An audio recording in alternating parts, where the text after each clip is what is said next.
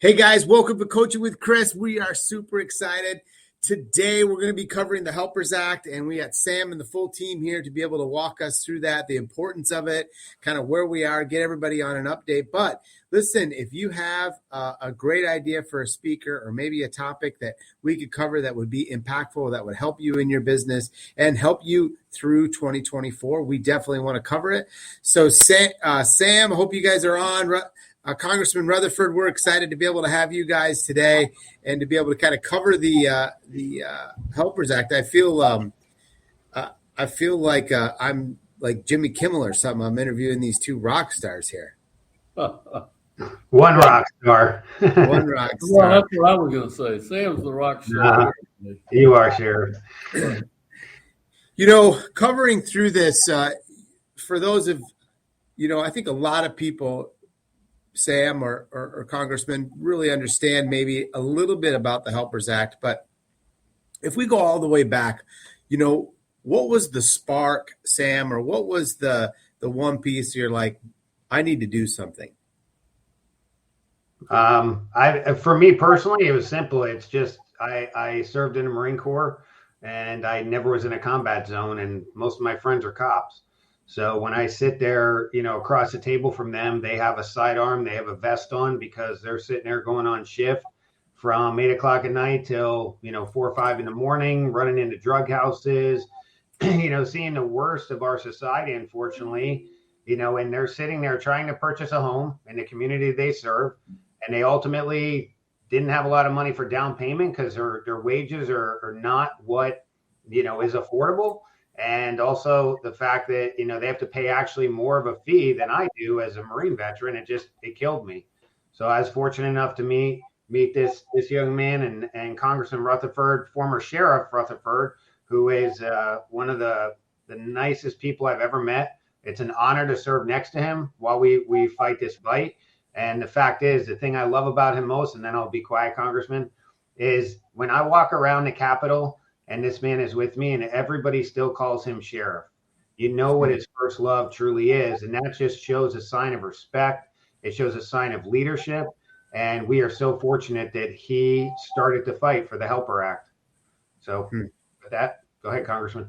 Well, thank you very much, Sam. And Chris, it's great to be with you. Thank you for having us on today and helping us reach out to the industry about this mortgage plan to help, many of our local first responders.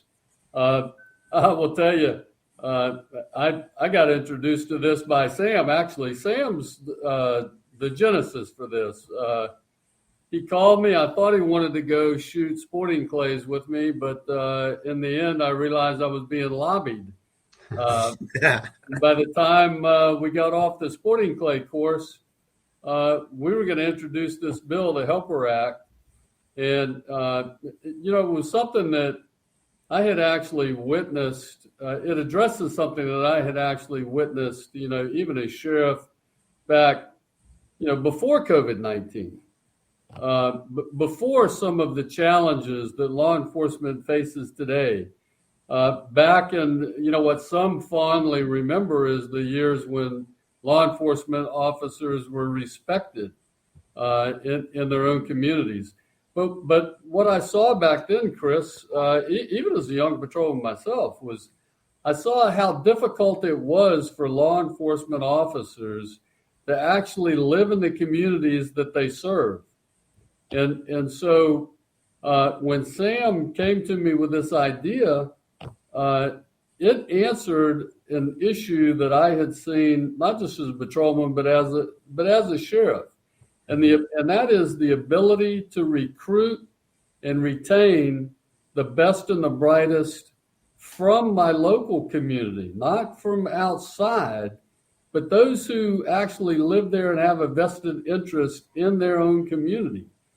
But many of them, because of the prices, because of the pay, that's a big piece of it too. Like our men and women who are protecting the homeland, our veterans, our service members, our law enforcement officers are in uniform under arms, really protecting the hometown. and so they face some of the very similar challenges, and this bill, the Helper Act, is actually a great response to one of those needs that could help us and would help us recruit and retain some of the best and brightest talent in our community. So everybody's sitting around saying, all right, so I see the need. I see we should do something. What will the Helpers Act actually do for this servicemen and women who, are on in a sense, the front line for us day in and day out? And by the way, when we need somebody to be on the front line for us, we always want the best. Right. Right. We want the best attorney. We want the best doctor. Shouldn't we have the best law enforcement? Shouldn't we have the first best responders at a time of need when we need them? So I get you in the hiring piece, but what will the Helpers Act actually do for those that don't know? Yeah, Chris, the Helpers Act really focuses on first-time home buyers who are some of our younger officers who we're recruiting. These individuals will be able to move into a home. It's very much like the VA system, but this is an FHA program that will allow our local first responders to buy their first home, no money down, and no monthly mortgage insurance premium. Now, they do have to pay a 3.6% upfront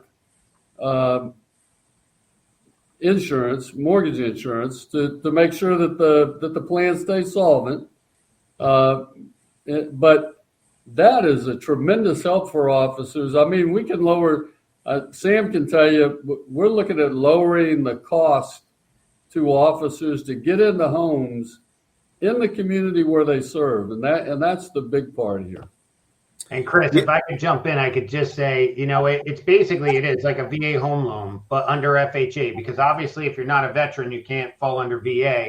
And really it's as straightforward as the Congressman laid out. It is where if somebody served the last 5 years, they basically go to any FHA approved lender and they don't have the 3.5% down. They don't have the monthly mortgage insurance. Now, yesterday, we worked on some numbers for Idaho. And I mean, just the payment difference alone is about, I'm sorry, I'm going to go back to Little Rock, Arkansas. I'm going to jump to that side. But just a payment alone, it's about $90 to $100 cheaper on an average price of about $268,000, right? Now, the upside, though, is that they don't have any money that they need out of pocket if the agent and whatnot can negotiate that the seller paid all, because you still have that FHA 6% seller assist. So in theory, just like when I bought my home with my VA, I got in for nothing. Technically, this could be the same thing if it's negotiated the right way. Now, like the Congressman laid out, there still is a mortgage insurance premium. And this is where we need the listeners to really know that when they are talking to their congressional leaders or Senate leaders or any groups, this is not a taxpayer bill. We're not asking the government for money. I didn't come to Congressman Rutherford and say, sir, can I have $10 billion and will you give it to our group so that we can go lend it?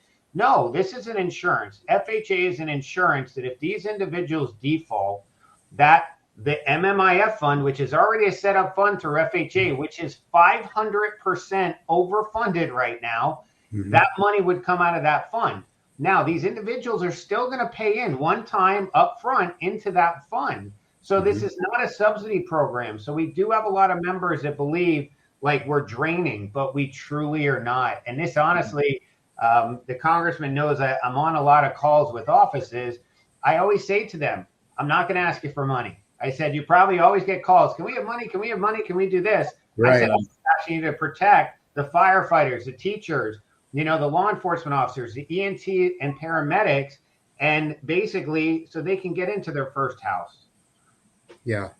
Yeah. I mean, if you do a VA loan, you're going to have an upfront fee, and this is just identically. So you originators listening, this is identically set up just like that. And, there has to be some type of offsetting insurance to be able to protect the 100% loan to values. But also thinking of upfront, you're going to finance it. Home's probably going to increase in value over an average. So in 1 year, you're going to get that kind of taken care of. And then your monthly fee is a little bit cheaper just because you're not having a monthly MI, correct? Yep. So no monthly MI. There's Zero. And Yeah. so your entry into that house or the qualifying amount for that first responder should be a little bit higher. Yeah, it's really, I mean, the congressman really has done such a service to bring this bill about. And that we actually have a Senate companion bill with Senator Rubio, Chairman Brown, and Senator Ossoff from Georgia that is introduced. And I mean, Congressman, you can talk more about, what you've been hearing from individuals. Yeah, this is really a bipartisan, bicameral bill. Most people in the community, they respect law enforcement. They respect their military service men and women who are out there sort of putting it all on the line for them. And they respect that. And so this is not a Republican or a Democrat issue, obviously. This is for, HELPER stands for Homes for Every Local Protector, Educator, and Responder. And so it's police officers, firefighters, EMTs, and our educators, K through 12.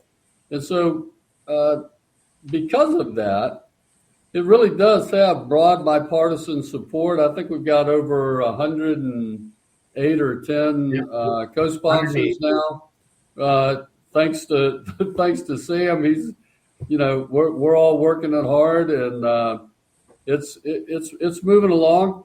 My real wish is that we may be able to get this bill as the HELPER Act as part of a law enforcement package during Police Week this year, and start helping our men and women out there in uniform, and our teachers and our EMTs. Wow. Yeah, and Chris, just for all the people, May is in the middle of May is Law Enforcement Appreciation Week, and for all the originators, realtors, whoever's on the call, it's a great week to go out and just say thank you to those individuals. I mean, every day is a good day to thank a law enforcement, a firefighter, and so forth. But during that week, there is a huge shindig in Washington that literally law enforcement ride bikes in. They come together as a community. And I mean, I stood on the mall, and I know the congressman, I think you spoke there. I mean, when you see the sea of people that have lost family members in the line of duty that are standing there holding a candle up, I mean, it's absolutely surreal. And people don't realize that stuff like this, I mean, advocacy in itself, I mean, Congressman, maybe you could talk a little bit. I mean, you get hit with so many people saying, can you do this? Can you do this? Can you do this? And just to know, I'm a Marine and I missed like half my clay, which is embarrassing. I think the Congressman missed one. And then he got it on the second try. So don't ever try and shoot against the man. But, what could people do for like a call to action, Congressman? Yeah, thank you, Sam. Chris, if those in the industry, particularly those in the industry who understand how all of this works, if those professionals would reach out to their individual Senate members, we have Rubio on board. He's co-sponsoring, or he's sponsoring already in the Senate. Reach out to your House members, reach out to your Senate members, and tell them to get behind this bill, which, as Sam said, is not asking for money. That's, I do think when people hear, oh, you're going to buy a home for no money down, well, it's not, there's really not a cost there. And that's why we're paying the 3% up front. For the insurance, so that the plan stays solvent. We're not asking anybody for money. Yeah, and Chris, we have all the resources. If people have questions, we could send them resources. As an example, I went to the Arkansas Sheriff's Conference, right? I have over 30 some letters of support signed by individual sheriffs from those counties. Now what we're going to do is, as a congressman will tell you, he gets letters and emails and correspondence. These are the leaders of those counties that are saying, our local congressman, please support, right? And that's really, when you call, you can call their offices and be kind, be nice. Just say, I'm just curious about HR 3170, the HELPER Act. And I'm curious why Congresswoman or Congressman Smith, Jones, or whatever, when are they going to join the bill if they're not? And yeah, say that bill again so everyone can catch it, and I'll probably have the team be able to post that too. But Yeah. it's HR. Yeah. It's HR 3170. Yep. Called the HELPER Act. HELPER.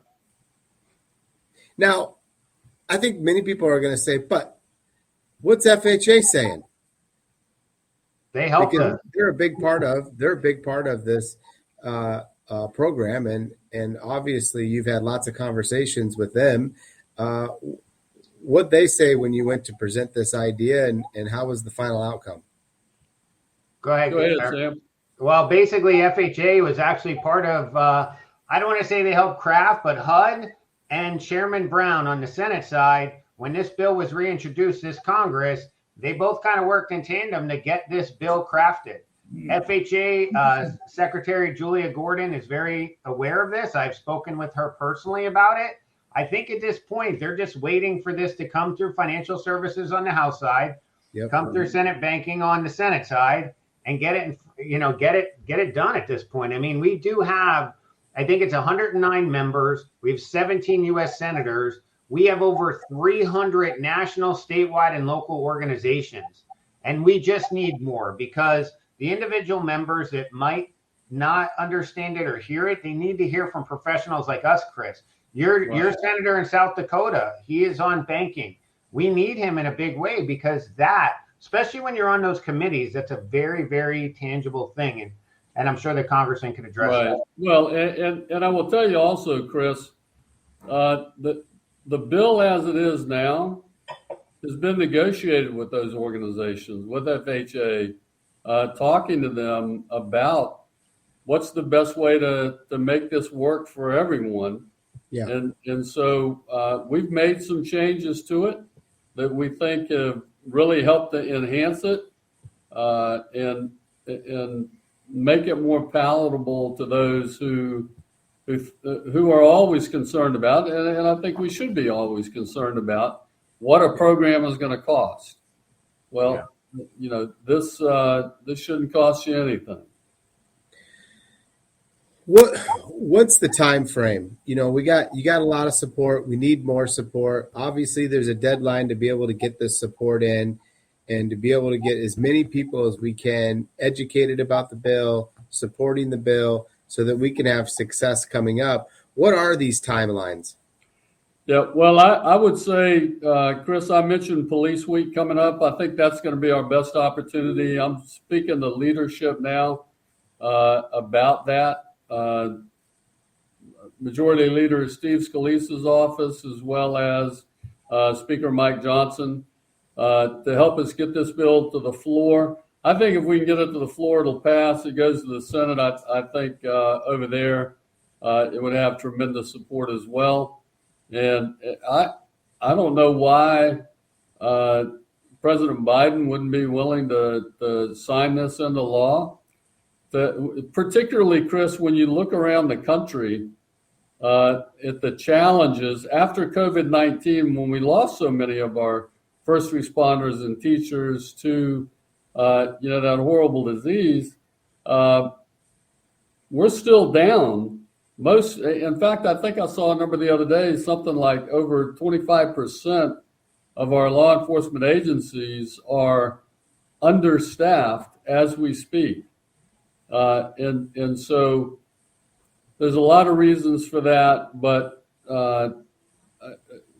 this would certainly help us be able to look. Agencies are out there offering signing bonuses and other things, trying to get officers to join their agency. What this bill will help them do is not only join their agency, but then live in that community. Yeah, which is very. I can't stress how important that is. That when a man or woman gets up every night to go to work, and they're putting on that gun and badge, they're going out to protect their community, not somebody else's, theirs. And you only did it for 42 years, right, Congressman? Yeah, well, 41. 41. 41. Yeah, and even teachers, Chris. I mean, it's tough. I mean, many of Absolutely. my family are teachers, and now it's I'm going to put my cell phone in your face, and you're wrong. And trust me, I got in trouble a lot in school. And when the teacher called my You mom got to and be kidding dad, me, Sam. yeah, You got to be not at kidding me. all. But when the teacher called, it wasn't why are you bothering my son? It was Sam, get over here, and that was it. But now it's different. So, all these individuals really are deserving, and they are. They're heroes on the home front. They're people that, I love being a Marine. I love being a veteran. And I'm so thankful to America for honoring. And even the Vietnam veterans, finally we're saying to them, welcome home. That's the thing. If you're a Vietnam veteran, if you see a Vietnam veteran, say welcome home. Don't say thank you for your service, because many of them got put in and they didn't want to be there. So when you say welcome home, that's something they didn't get. This is the same thing for these teachers, firefighters, police officers, EMTs, and paramedics to be able, a congressman, a senator, to be able to go in their hometown and shake a hand and say, I did something local for you. It's such a powerful feeling. So one of the questions that came up in the chat, great question, which is, let's say we get it passed. How long does it take to get it to market? I can tell. Do you want me to answer that, Congressman? Go ahead, Sam. Normally it should be about a year. There's actually one question some offices have asked us, how much is this going to cost? There is a funding component for FHA or HUD to implement this. The cost was a whopping $1.6 or $1.7 million over 6 to 7 years. Congressman, is that a lot of money in Washington? No, well, it's a lot of money, but it's not a lot of money for what you're getting. Yeah. So it hopefully it would be within the first year. And there's actually a provision in the bill that once it kicks, so once we say go, it has a 5-year lifespan. After that 5 years, if it's a horrible program, they're going to kick it out. If it's a great program, they're going to keep it in, because why would they take it out? And we had the former president of Ginnie Mae, Ted Tozer, we have a couple questions that we asked him directly, and he answered and signed. One of them being, how does he feel this is going to be? He was absolutely ecstatic. In fact, in 2006, a bill, something not like this that picked out police and so forth, but 100% FHA was introduced. Unfortunately, one party blocked it. Now it's like the opposite. So we're trying to really do everything we can. Financial services on the House side is a big, big win we need. Chairman McHenry from North Carolina, reaching out to his office in Washington saying, hey, where's this going? When are we going to bring that up to committee? We have Chairman Brown on the Senate side. We're trying to get that one Republican member on the banking committee. Once that thing kicks, like the Congressman said, if this gets to the floor, which it will, it's going to get voted on. And who's not going to raise their hand saying we are for American heroes? Especially, not to talk politics, it's an election year. So it's reality. Right. So going back to answering that question, though, Sam, we get it through, we get it passed. Biden signs it. Now it goes to FHA. Yeah. I think to originator, they're thinking inside their brain, would this be available first part of 25? It could be, for sure. It really shouldn't take long. Yeah, Chris, I would think so, because this is not a really complicated bill. Right. So rulemaking should be fairly easy. This is not something really new to FHA.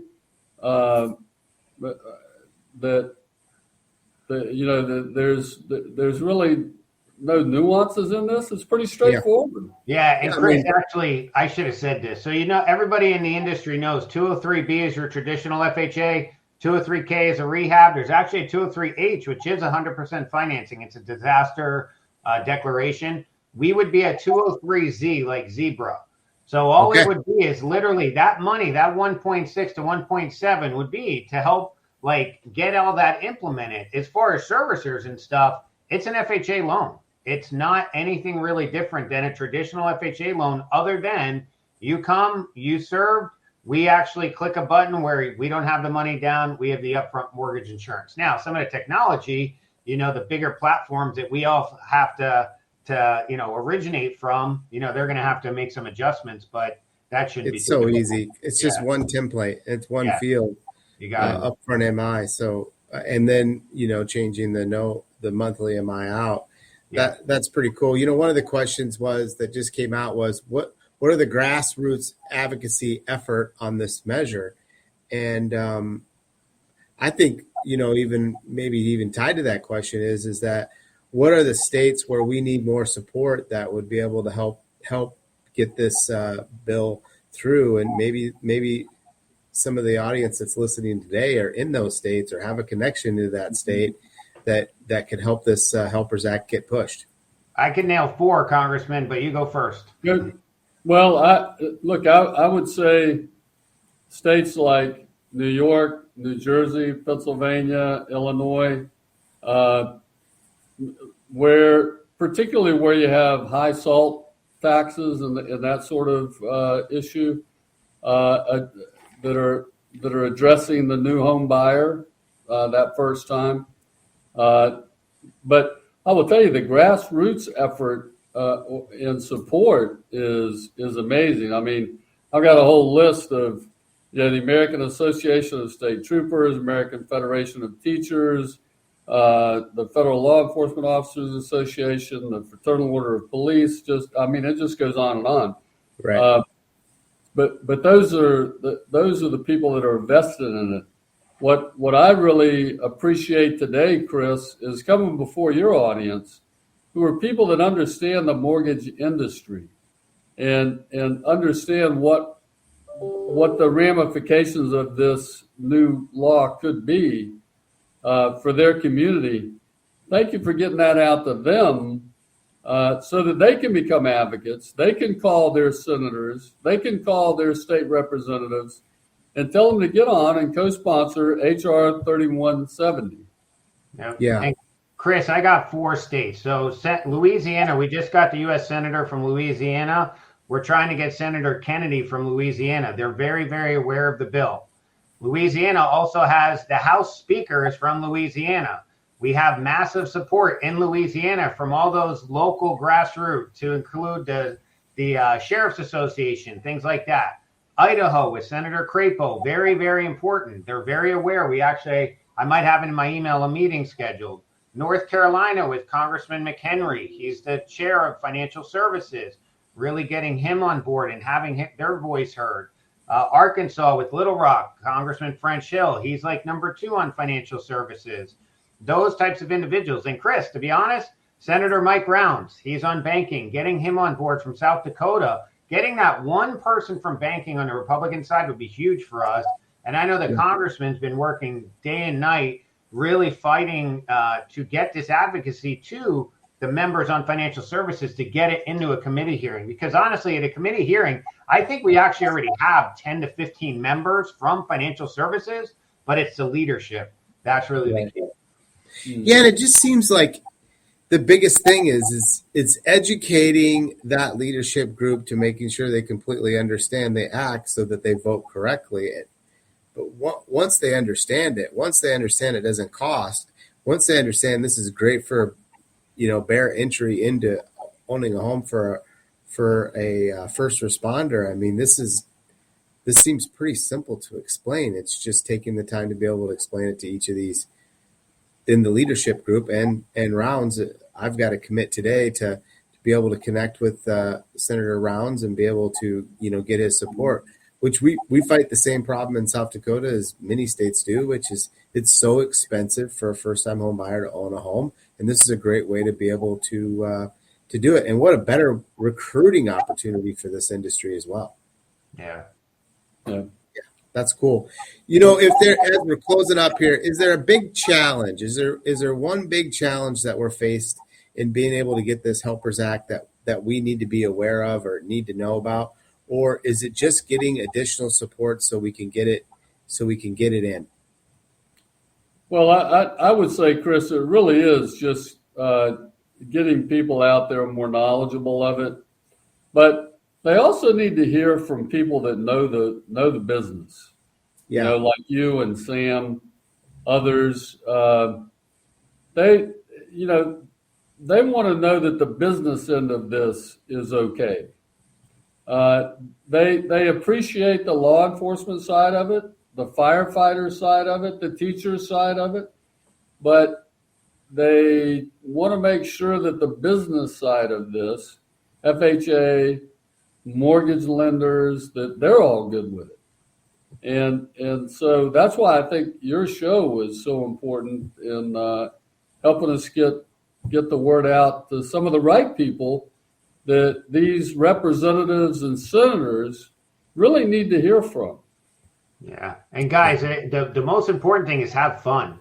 Like, this is something where you're truly, like, I wear this American flag. I have the flag on my shirt because we're always serving. We're always fighting to be better, to help with affordability within our industry, right? When you go to these police chiefs, fire chiefs, teachers, you're not trying to sell them anything. You're trying to get them a better benefit, right? Then when you're calling a congressional office or a Senate office, or you're asking for letters of support, you're not selling anything. You're trying to help. That is such a different feeling than me trying to walk in, Chris, and sell you on my technology, why I can help, Windsor Mortgage be better. Instead, if I come in and say, Chris, I'm just trying to change the game here, and this is what it's doing, it's such a good feeling. And honestly, Congressman, the one thing about you, when we went clay shooting that first time, actually, I didn't pitch you then. I did talk to your chief of staff, but the Zoom call the next week, I'll never forget you saying this, and I hope you don't mind me sharing, but you said, Sam, I borrowed money twice from my parents, my first kid, my first house. I totally get it. And he said, I sure did. When you find the heart of a man like Congressman Rutherford, I still like calling him sheriff. The fact is that there are other leaders in our country like that. And sometimes they have to hear. A lot of times they have staffers, and sometimes it just doesn't get up to the chain. Sometimes you have to go to that local event and just go up, have a smile, shake a hand, and say, were you aware of this bill? Can I talk to somebody at your office about it? And it's really that simple. I mean, I met Congressman Rutherford because somebody was trying to sell me marketing. And he said, hey, I know you're trying to do this change. You want to go shooting with a congressman? And I'm like, sure, I can shoot at clay. Well, I missed half. And I promise I didn't miss half on purpose, just to schmooze. I literally missed half. It was horrible. But that's what it's about, Chris. And honestly, it's been such a joy to be working with a leader, a man like Congressman Rutherford, and ultimately being able to try and change our industry for the better of the people that serve in our community. I mean, there's no better feeling in the world. This last question that kind of came up, guys, which was, what do I need to do locally to spread the message, or do we need to collect signatures? It's not about the collecting the signature, but one of the things that Sam did to help, which was you actually have a templated letter of support, and we can get that from Sam and be able to get that attached in to be able to help. Or you could reach out to Sam. I know that if we're going to, anything that he could do to support you to get this additional support, Sam would do to be able to reach out. I think that is key, because you got a lot of people listening like, yep, I believe in this. Yep, this is right. Yep, this would be good for the first responders. It'd be good for the mortgage industry. I get all the benefits.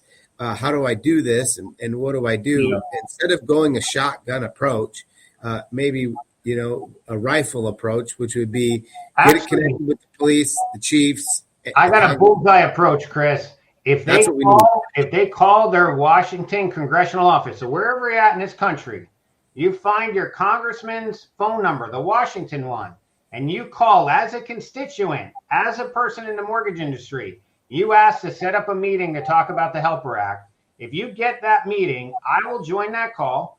I will be the guy that's been doing this for a long time and talk about the bill. You will be the local advocate. We call them ambassadors. I will make you look great so that a congressman like John Rutherford will say, wow, that sounds really good. Let's do it. But I can't do that. Trust me. Ask Congressman Rutherford. I'm everywhere trying to get everybody, and I have a small team with George and the rest. If you do that call and you get that meeting, this will change really, really quick. But it's up to everybody out there. If you're in Oregon, if you're up in Rhode Island, if you're in Tennessee, we have zero support. Tennessee, call your local congressmen or women, schedule the meeting. So we're all in the mortgage business, smiling and dialing. Call, get the meeting.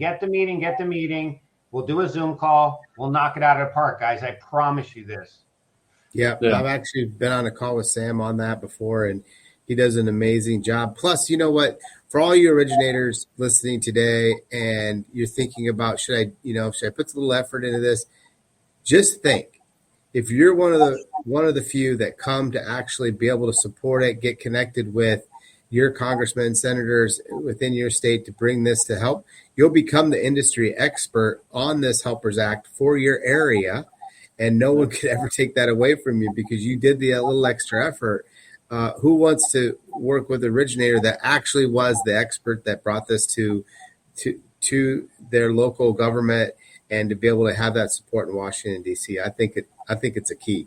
And Sam, do you have crazy anything part. Can I say one last thing? So Congressman Rutherford actually is not my congressman. So I had to beat around the bush to try and get to him. No, but you know what? I consider him a friend, and I think he feels the same. And it's very awkward when I call the bat phone. Sometimes I have to call the bat phone and say, "Sir, I don't mean to bother you." And he says, "Hey, Sam, I am sure anything in the mortgage world that ever comes about in Congress, he knows his office will call me and say, Sam, something came across our desk. What do you think out of doing this 27 years?" And it's like, I am so thankful for our friendship and just the fact that, you know, somebody has served 42 years too. I mean, I'm 48. So I was 6 when he started. It's just amazing. So thank you for your service, sir. Well, thank you, Sam, and thank you for your service as well. And I have to tell you, I you hear the enthusiasm that Sam has for this bill, and it's been there from the beginning. I can tell you, and I cannot thank Sam enough for the way he's worked this bill. Making those phone calls, going to those association meetings all over the country, literally. And so I'm proud to work with you on this, Sam. Chris, thank you very much. It's great to meet you. And, it really is about relationships because now we've got these relationships that are established. Now I know Chris Vinson, and if I need something, I'm going to call you. Yeah, please. It's nice to have that type of relationship with people in various fields that can really add to whatever it is that I may be trying to accomplish for my people back home up here in Washington, D.C. And so I will leave you this too. If your listeners would like to read more about Helper, they can go to rutherford.house.gov. Okay. And, we got a little blurb up there about it to remind them of all the things we talked about this afternoon. Yeah. Nice. Sam, in Florida, is Marco already a co-sponsor? So Senator Rubio is the lead sponsor. Senator Scott's already on the bill. But the middle part of Florida and a little bit south, we are missing about 15 different congressmen or women that have not joined the bill yet. So we got a long list to work on in Florida, unfortunately. And, New Jersey, we have the whole state, senators and Congress. Pennsylvania, we have a lot of them. We're very blessed to have all throughout the country, but there's those little points. Byron Donalds is a big one. He is on financial services. He's over in Fort Myers. I cannot believe I know all these people by name and where they're at. That's the crazy part about this. You learn a lot over time. You learn a lot over time, yeah. Sam, any Colorado support? We did have the Senator Hickenlooper, but he's not on yet. And we do have, I think, 3 or 4 congressional leaders there. Okay. But it's not enough. We need more. No, we need more. Yeah. If they go to the Helper Act or past the helperact.org, they'll literally see the names and the pictures. And that's the official website we're using as far as it's not a solicitation website. It's literally for information. Here are the pictures and the names of the people on the bill. There's a YouTube video of actually Congressman Rutherford and Senator Rubio talking about the bill. They nailed it. Here's the thing, Chris. This is the best part. They weren't prepped for us to stick a video camera in their face. Senator Rubio and Congressman Rutherford nailed it because their heart showed. And there was no politics. There was nothing but this is who we want to serve. And it's so easy to talk about. So that's what makes that video so real to us. Wow. Thank you, guys. Thank you for your service. Thank you for all you've done to bring this Helpers Act this far. And now we just got to bring it home and get that support. I know I got a job to do with Senator Rounds. everybody that's listening to this call is probably thinking, okay, what can I do? Anything that you can do will help. We'll actually put into Sam's contact into the chat so you guys can get connected with him. Like he said, the best thing you can do is get the appointment. If you can get the appointment, we'll bring you the right. You don't have to be an expert in the Helpers Act. Sam will take care of that for you and make you look good. He promised to make you look good. Thank you, gentlemen. You will. Thank you for everything. Thank you, Chris, for having us. Thank you, Congressman, Sheriff. Thank you, Sam. Appreciate you, buddy. Thank you, Chris, very much for having us today. Yeah, thank you. Thank you. God bless. Bye-bye.